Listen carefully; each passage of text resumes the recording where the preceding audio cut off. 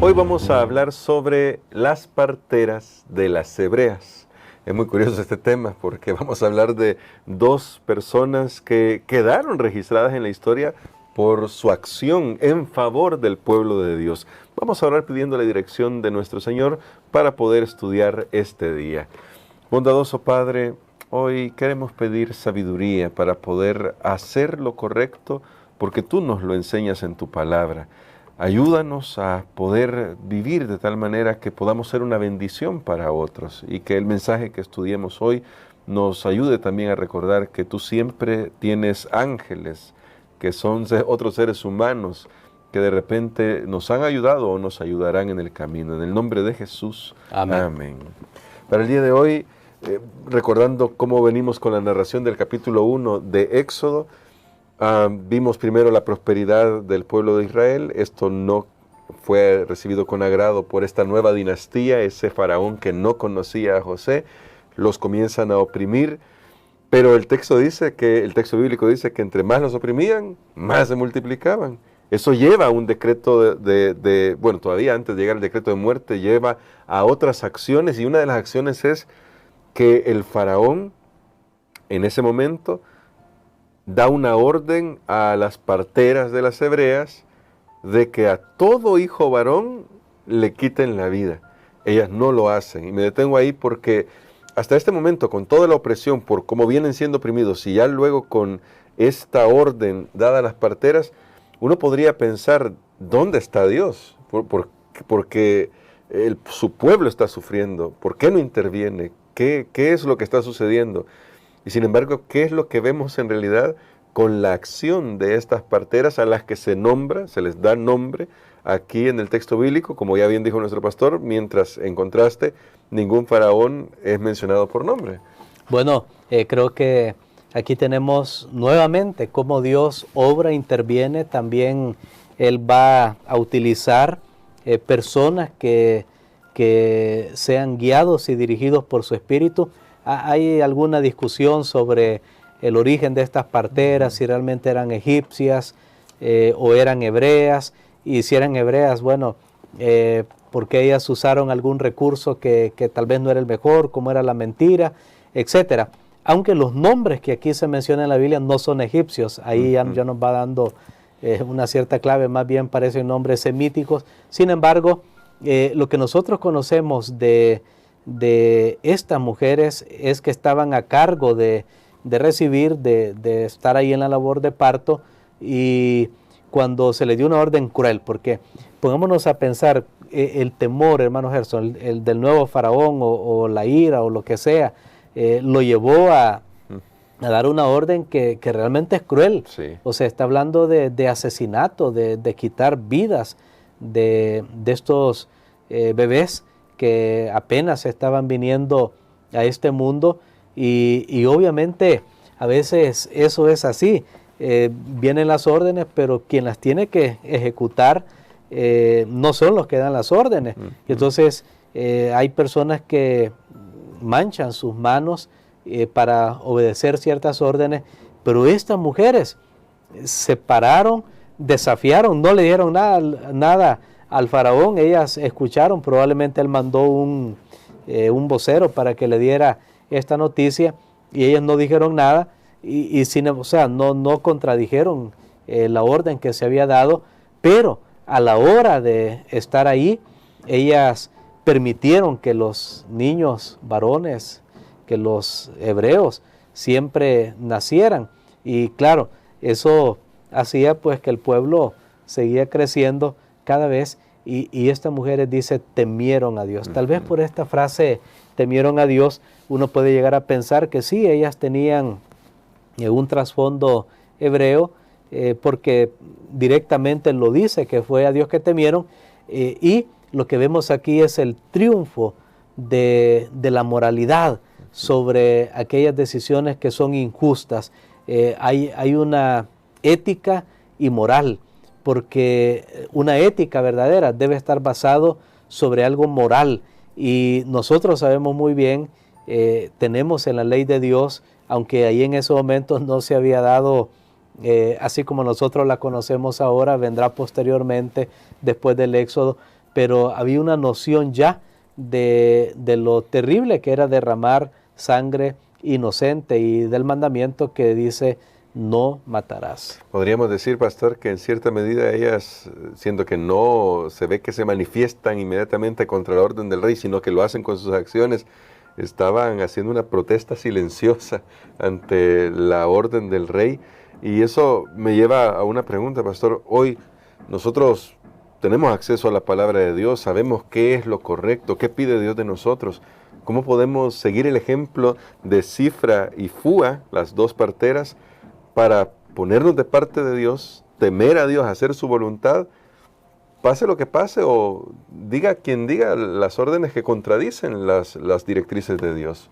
Bueno, creo que nosotros debemos ahora, con toda la luz que tenemos, yo creo que, y con toda la evidencia que tenemos ya de cómo Dios obra, imagínense que en ese tiempo no existía este libro que nosotros conocemos como la Biblia. Sí. Probablemente ya pues vendrá más adelante. Recordemos que Moisés ni siquiera está naciendo en este punto que nosotros no encontramos, y él será el escritor de esto, pero ahora con lo que nosotros tenemos, toda la información, toda la visión que tenemos ahora del pasado, de cómo Dios ha obrado y ha intervenido y qué ha pasado cuando una persona le cree a Dios o no le cree, nos debería dar a nosotros más valor, más arrojo para poder seguir los propósitos de Dios en nuestras vidas y en este mundo.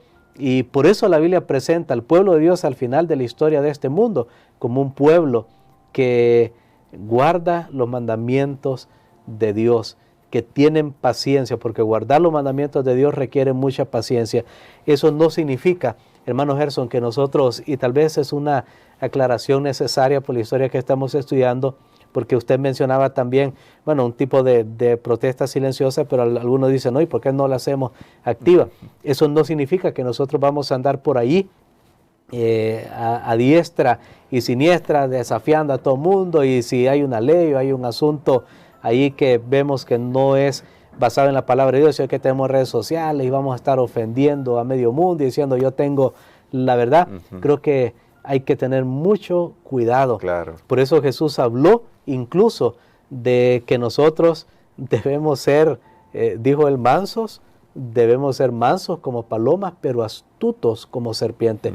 Mire que se mezcla ambas cosas. Bien interesante analizar ese texto, porque aunque nosotros tenemos la verdad, aunque tenemos el conocimiento de la palabra de Dios y sabemos que Dios es poderoso más que cualquier gobernante terrenal de este mundo, pasado, presente o futuro, siempre debemos hacer las cosas de una manera que siga esos principios y que no vamos a andar por ahí, ¿verdad?, golpeando a todo mundo solo porque tenemos ciertas verdades de la palabra de Dios. Creo que se necesita un balance, se necesita sabiduría. Amén. Jesús mismo en su vida actuaba con sabiduría. Había algunos lugares que dice, bueno, ahí no mencionó cierta cosa, o ahí no hizo cierta obra, o demoró en decir esto, porque iba cumpliendo un plan y un propósito. Yo creo que nosotros tenemos que ser iluminados por el Señor, por eso tenemos que consagrar nuestras vidas a Dios, y habrá momentos que habrá que valientemente y abiertamente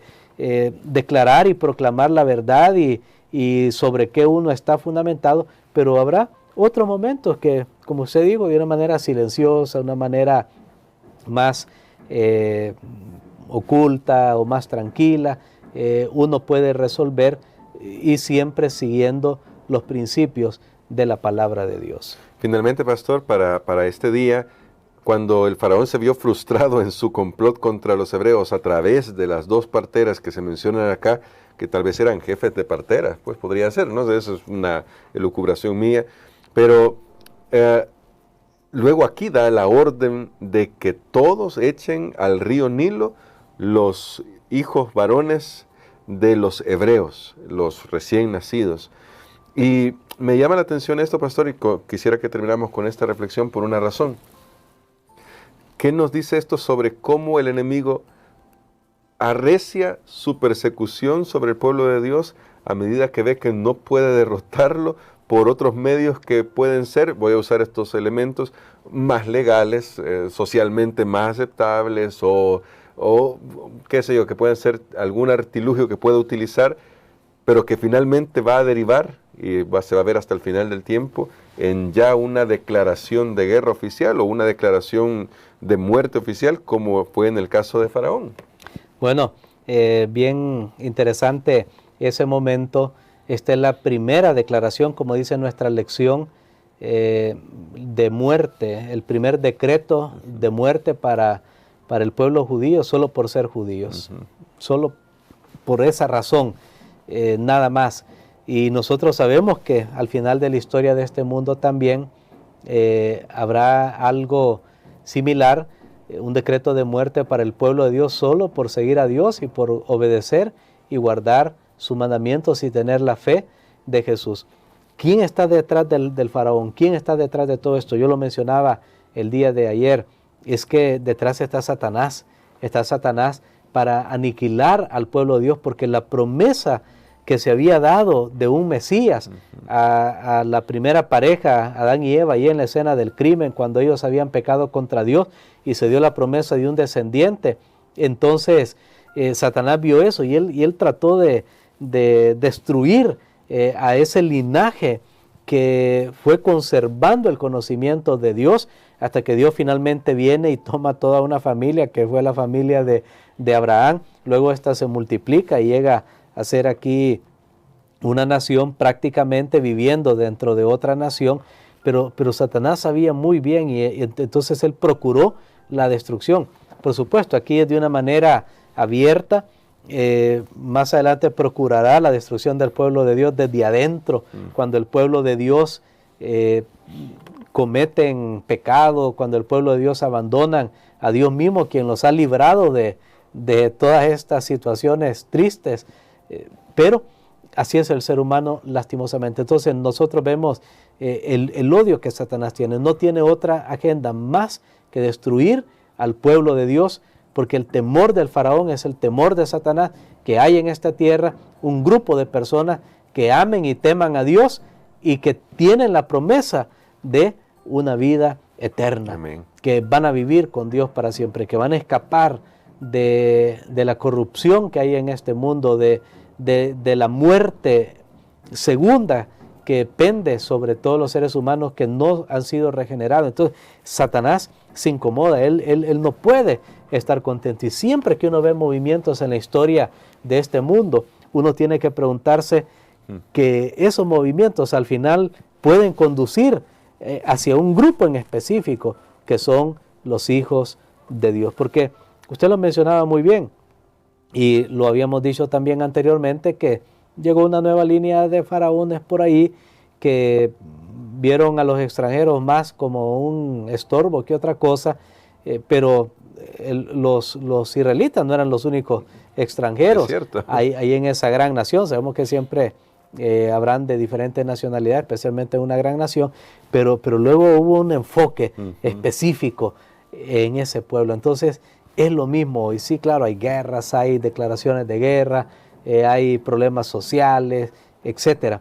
Pero un día todo esto se va a enfocar específicamente en el pueblo de Dios. Y creo que aquí hacemos la conexión con la lección que hemos estado terminando de estudiar anteriormente, siempre de ver en estas historias, más allá del momento en el que sucedieron, a cómo pueden ser aplicadas para nuestra vida también, para darnos esperanza, pero también cómo pueden ser aplicadas a los eventos que van a suceder, futuros que ya están sucediendo y van a continuar sucediendo en la historia de este mundo. Así que tenemos seguridad si estamos en las manos de Dios, y eso es lo que queremos que usted pueda hoy tener en mente. Al finalizar esto, nos damos cuenta que estamos llegando hacia el final de la historia, y este mensaje que estamos estudiando, que estamos comenzando a estudiar, nos va a fortalecer en la fe, para saber que así como hubo una liberación para el pueblo de Dios en el pasado, la habrá en el futuro. Y queremos, pastor, que ore por nosotros por eso,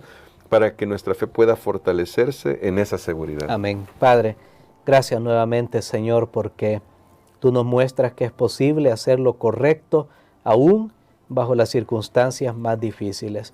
y que confiemos en ti a pesar de las consecuencias y que hagamos una entrega total y dejemos el resultado en tus manos. Ayúdanos, Señor. Tenemos todas estas historias. De seguro cada uno está siendo probado de una o de otra manera. Ayúdanos para poder perseverar hasta el final. Lo pedimos en el nombre de Jesús. Amén.